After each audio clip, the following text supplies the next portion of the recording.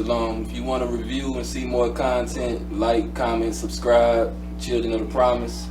We'll get you together. Shalom. That new marriage. Now let's look at that. Go back to Romans 5.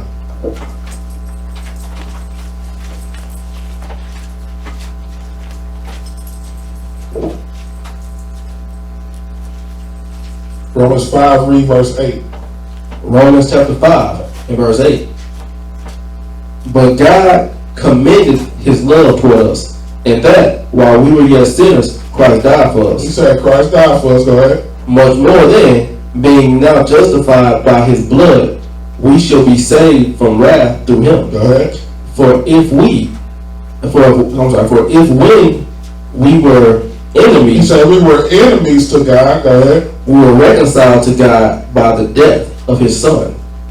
Much more, being reconciled, we shall be saved by his life. So reconcile, let's get the definition of reconcile. Y'all got y'all concordance. It's G2644. Here you go. G2644. Let's look up that word reconcile in the Greek. G2644. It is Kalasso. So spell it. Katallasso. What it means. Meaning to change mutually, to compound a difference, reconcile.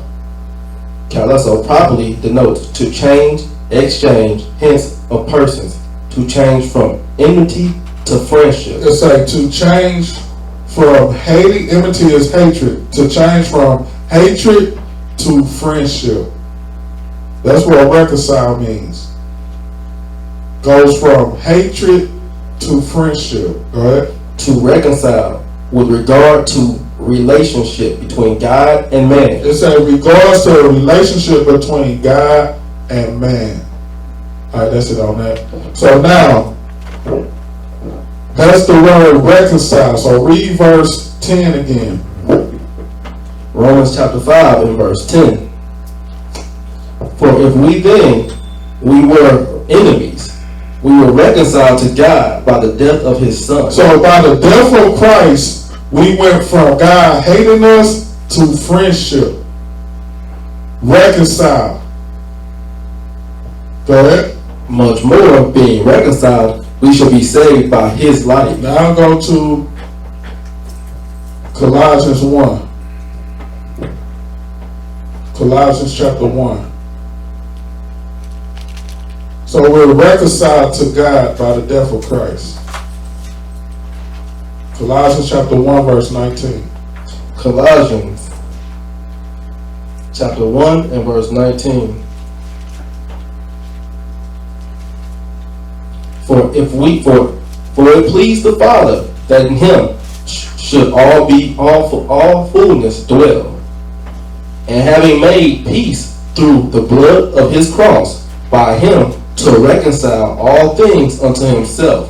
By him, I say, whether they be things in earth or things in heaven. Go ahead, 21. And you that were sometime alienated and enemies in your mind. They say we were alienated and enemies in our mind. Go ahead. By wicked works. We were alienated from God by what? By wicked works. By wicked works. That's what makes us alienated or what? Enemies.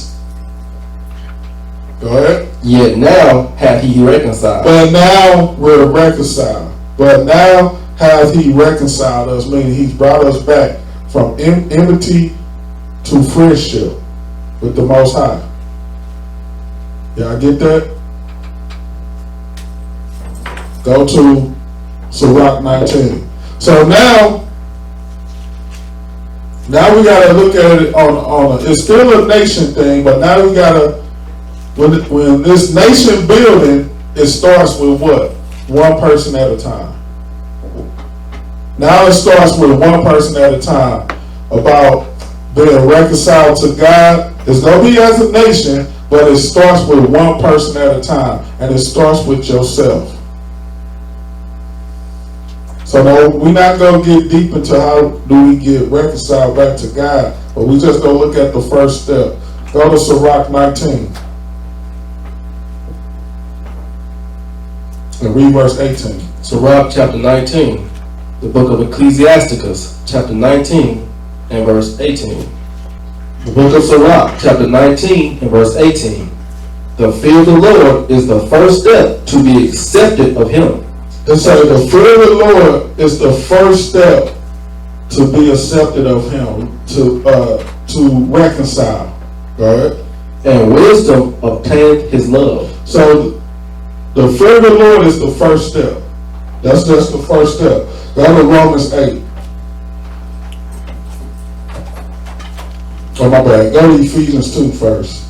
Ephesians chapter 2. Because it said to change from enmity to friendship. To enmity to friendship. Go to Ephesians 2 and verse 16. Ephesians chapter 2 and verse 15. 16. And that he might... it's on 15. Verse 15. Having abolished his flesh. Having abolished in his flesh the enmity, even the law of commandments, contended in ordinance. Contained in ordinance. Right. For to make in himself of twain one new man, so making peace. So making peace, because that's what peace is. Reconcile. Reconcile is making peace between your enemies. Alright? And that he might reconcile both unto God in one body by the cross. So he said, by the cross, he's going to reconcile us unto God and do what? Having slain the enmity thereby. And slain the enmity thereby. Kill the hatred between God and us. That's what Christ did, was kill the hatred. Y'all get that? Now go to Romans 8. So what creates the hatred? What creates the hatred now between God and yourself? We've already read sin separates you from God. Sin separates you from God. So let's get some more. Go to Romans 8 verse 6. Romans chapter 8 and verse 6. For to be carnally minded is death. It's like carnal minded is death, right? But to be spiritually minded is life and peace. Now it's going to tell us why. Verse 7. Because the carnal mind is enmity against God. The carnal mind is hatred against God. So the carnal mind is what keeps that enmity between you and God. Y'all understand that? Having a carnal mind is what's going to keep that enmity between you and the Most High. Meaning your husband is steady hating you. The one you in a covenant with hates you. That's enmity between y'all. Read that again, verse 7. Because the carnal mind is enmity against God, for it is not subject to the law of God. It says the carnal mind don't submit. Subject means to submit or submit. The carnal mind don't submit to the laws of God. Y'all see that? Carnal minded is somebody that don't believe the laws, because the law is spiritual. So it said, read that again, verse 7. Because the carnal mind is enmity against God, for it is not subject to the law of God. It doesn't submit itself. The carnal mind can't submit itself to the law of God. Go ahead. Neither indeed can be. It says the carnal mind can never submit itself to the laws of God.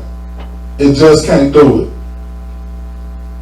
So what do that mean? Verse 8. So then, they that are in the flesh cannot please God. So they can't please God. The carnal mind, it cannot subject itself or submit itself to the laws of God. If you can't submit yourself to the laws of God, that means you can't do anything that please God.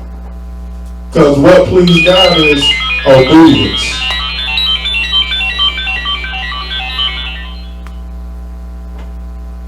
Go to Go to 1 Corinthians 7. It's good. It said the carnal mind can't do the things to please God. So let's get 1 Corinthians 7. So now what we talking about, we still talking about being reconciled unto God. So it said the carnal mind, it can't do the things that please him. Before we read that, hit Sirach 19. Sirach 19 and 19. The book of Ecclesiasticus, chapter 19 and verse 19. The knowledge of the commandments of the Lord is the doctrine of life. So the commandments, that's called the doctrine of life. That's how we live. Go ahead. The knowledge of the commandment of the Lord is the doctrine of life. And they that do things that please him shall receive the fruit of the tree of immortality. So the commandments is the things that please God. It say the commandments or the law of God, those are the things that please him. Let's get a precept. Go to 1 John 3. Let's get a precept. Two witnesses. 1 John chapter 3 and 22. 1 John chapter 3 and verse 22. And whatsoever we ask, we receive of him. It said, whatsoever we ask, we get of God. Why? Because we keep his commandments. Because we keep the commandments, right? And do those things that are pleasing in his sight. So the things that please God is his commandments. This is how you're going to be reconciled to your husband. This is how you're going to be reconciled to the covenant. Go to John 8. John chapter 8 and 28. John chapter 8 and verse 28.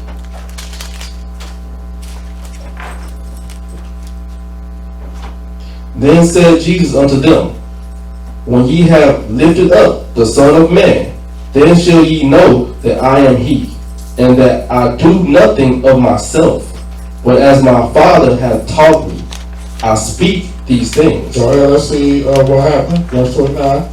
And he that sent me is with me. Let's say the Father God is with me. Go ahead. The Father hath not left me alone, for I do always those things that please him. He said, and this goes for us too, the Father won't leave us alone to fend for ourselves if we do those things that please him. The carnal mind, it can't please God because it can't subject itself to the laws of God. So it say, he won't leave you alone if you do the things that please him. Go to Proverbs 16. So we still talking about being reconciled back to him, being reconciled back to our first marriage. This because remember, it's about getting your first marriage right. That's what it's about. Getting your first marriage right. So let's get Proverbs 16 and 2. Proverbs chapter 16 and verse 2. All the ways of a man are clean in his own eyes. So let's say, all the ways of a man is clean in our own eyes. When you going off your own counsel, your own ways, everything you do is gonna be clean in your own eyes. That's like your people, your family members that don't believe. They think the way that you believe like you believe, I believe how I believe. They think their ways are clean. Go ahead. But the Lord weigheth the spirit. But the Lord judge what's clean and what's unclean. So how will we know? Through the word. In verse 6. Verse 6. By mercy and truth, iniquity is purged, and by the fear of the Lord, men depart from evil. Let's say by the fear of the Lord, that's how we depart from evil. Go ahead. When a man's ways please the Lord. Let's say when your ways start to please the Lord, what's going to happen? He maketh even his enemies to be at peace with him. It said you get peace. You get so much peace, even your enemies are at peace with you. That's what we want. You want a peaceful life. How do you get a peaceful life? Your ways have to please the Lord. How you live has to please the Lord. Jump to verse 3. Verse 3. Commit thy works unto the Lord. Let's say, do what? Commit thy works unto the Lord, and thy thoughts shall be established. Let's say, commit your works unto the Lord, and your thoughts gonna be established. You're not gonna have evil on your mind all the time. If you committing your ways, everything you do, you committing it to the Lord. You committing it to the Lord. Let's get one more precept. Go to Psalms 37. And then we go jump back to the marriage. Psalms 37 and 3. Psalm chapter 37 and verse 3. Trust in the Lord and do good, so shalt thou dwell in the land, and verily thou shalt be fed. Verse 4. Verse 4. Delight thyself also in the Lord. Say, delight yourself in the Lord, and what's going to happen? And he shall give thee the desires of thy heart. He said, and he going to give you the desires of your heart. So this is talking about when you get your first marriage right. Your first marriage is with the Lord. When you get that right, then you going to get what? A good wife. Then you going to get a good husband, if that's what you desire. It said you get the desires of your heart. If you do what? Read that again. Psalm 37 and verse 4. Delight thyself also in the Lord, and he shall give thee the desires of thine heart. How do we do that? Verse 5. Commit thy way unto the Lord. Trust also in him, and he shall bring it to pass. So it said, commit your ways unto the Lord.